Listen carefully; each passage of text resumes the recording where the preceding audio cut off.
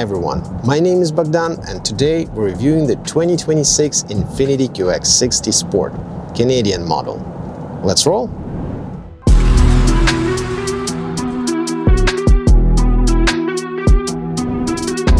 The Sport trim adds 5-spoke 20-inch aluminum alloy wheels with gloss black finish, blacked-out trim, exclusive black front grille mesh and sporty-looking front lower fascia. I love how the headlights are designed. And the Infiniti logo is lit. Overall exterior design is solid in my opinion. Inside you'll see illuminated door sills, stitched perforated blue leather in beautiful two-tone interior with real wood trim and black headliner. This is a 7-seater vehicle with 3 rows. Both front seats are heated. In Canada, you only get ventilation in the highest autograph trim, but in US, the Sport actually has front ventilated seats. They both have adequate bolstering and 8-way power adjustments along with 4-way lumbar support. The driver has 2 memory settings for the seat, mirrors and steering wheel position. By the way, the somewhat flat bottom, leather-wrapped steering wheel is heated and has power adjustment. In fact, it's funny, but I've never seen a more responsive, quick steering column power adjustment. Just look at this. Most materials throughout the cabin are premium to the touch and to look at. Plenty of storage in the doors, although the bottom plastic is hard, but that's practical. Unfortunately, Infiniti decided to use a hybrid approach towards the front climate controls. They are a mix of sensor buttons with haptic feedback and physical knobs.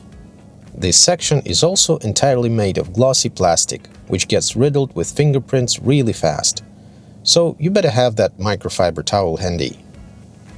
You have 2 medium-sized cup holders in the front and a smartphone wireless charger pad with 2 USB-C charging ports. Underneath, there's additional open storage. There's also a medium-sized box in the console with a 12-volt outlet and some small storage compartments. Second-row seats are heated, have manual folding, reclining and sliding adjustments. Climate controls for the second row are all physical buttons, just like in the QX80. I really wish they did the same for the front. There are 2 USB-C charging ports here as well.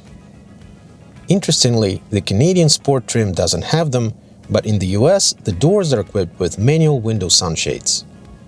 Also, in Canada, we do not get captain's second-row chairs like the US does, and so the cup holders are built into the foldable piece in the middle seat, along with additional storage space you can use for your smartphone, I guess. Third-row seats are folding manually.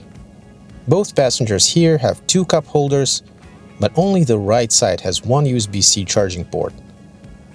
The center stack has a gear selector lever with buttons and a toggle on the side to control drive modes, engine start-stop, idle-stop, auto-hold and parking brake.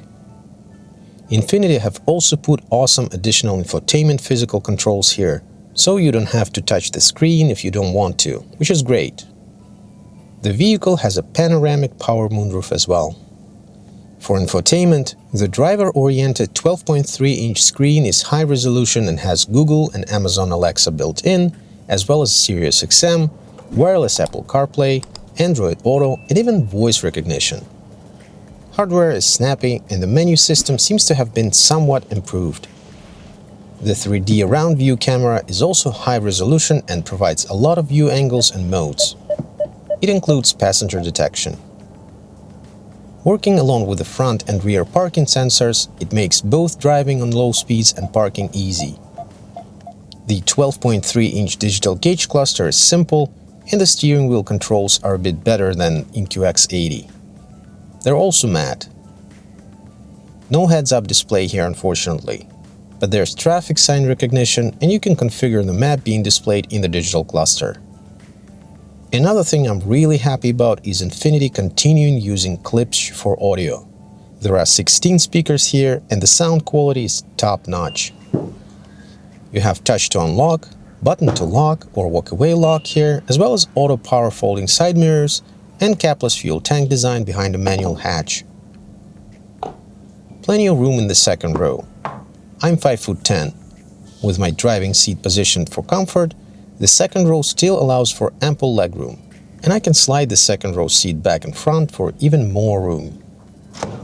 Getting to the third row is fine. The third row is rather cramped for legroom, so it's mostly for kids or short rides with adults.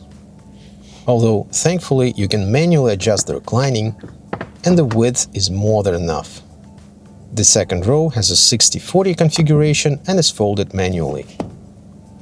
The total capacity with the second and third row folded is about 75 cubic feet.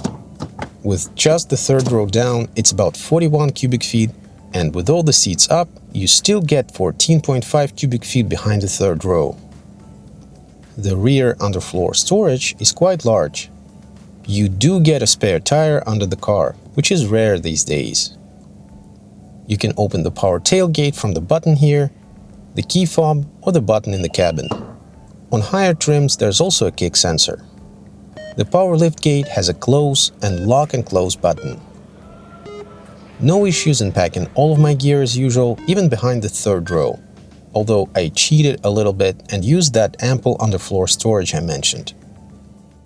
The vehicle is powered by a 2-liter turbo variable compression engine, producing 268 horsepower and 286 pound-feet of torque, paired to a 9-speed automatic transmission.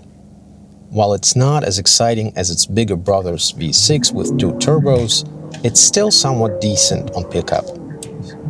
Steering is light. There are no adaptive dampers here, but the ride is comfortable. Sound isolation is very good. It's quiet inside. The visibility is decent. It's a really nice driver-oriented interior, and I love it. If I could nitpick, I'd probably say that the engine sound is not that great, and also the transmission logic can sometimes be weird, especially in the first couple of gears. Standard Infiniti driver assists include Pro Pilot, which has adaptive cruise control, lane keeping, automatic emergency braking with pedestrian detection, blind spot and cross traffic alert, driver attention alert, and so on. Everything works really well. No subscription required. Key fob remote start is also standard. Infiniti claims the gas mileage is 10 liters per 100 kilometers or 24 miles per gallon combined. Here's my actual combined fuel economy after a week with it. You have standard, eco, sport, snow, and tow driving modes. By the way, the QX60 is rated to tow up to 6,000 pounds. That's impressive. In the US, there are 4 two-wheel drive trims and 4 all-wheel drive trims. The base two-wheel drive Pure starts at $51,590, the Sport trim I tested going for $62,190, and the top Autograph costs $66,690. In Canada, there are only 3 trims, and all of them are all-wheel drive. The Lux is the lowest available trim that will cost you $70,500 Canadian. The Sport I drove is $73,500, and the highest Autograph trim costs $84,500 Canadian dollars.